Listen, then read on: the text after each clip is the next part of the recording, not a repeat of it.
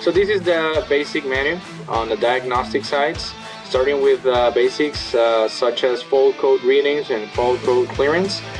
If we take a look here, we're going to be able to see proprietary information about the fault codes for the manufacturer. I can see the PID 106. It's a fault on the intake pressure sensor. If we just click here in additional information, we're going to check freeze frame data.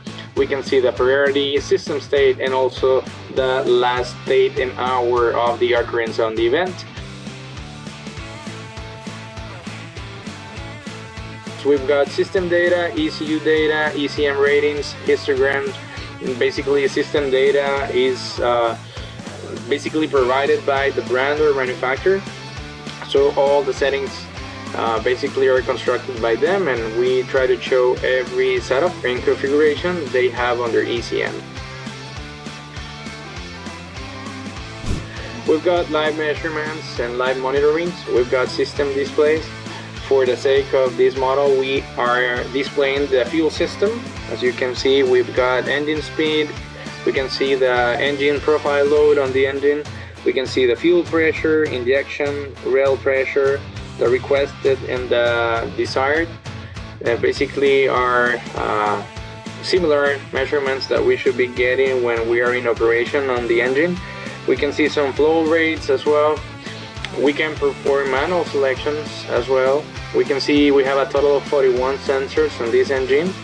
I can filter out by pressure and temperature sensors. If I want to see the engine coolant temperature, fuel temperature, and intake air temperature, I can definitely, let's say, the engine oil pressure as well. I can click on this little gauge, and we're gonna be able to see live measurements into these displays, right? This is basically the ranges specified by the manufacturer, and we can even perform road tests and save this into the diagnostic report while we perform under different conditions.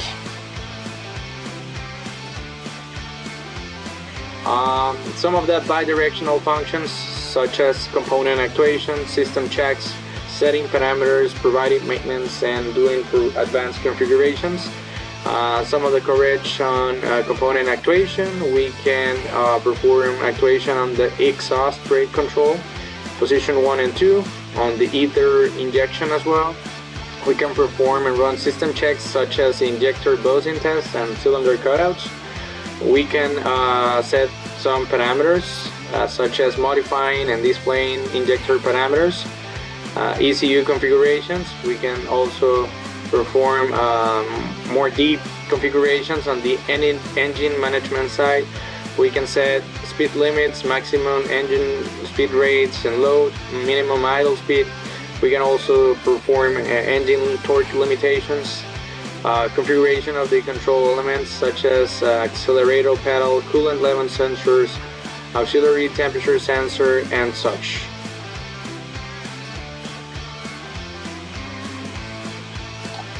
If we want to take a look on the maintenance side of things, I can see maintenance intervals to access to the expert code, and we can perform 2 maintenance plans.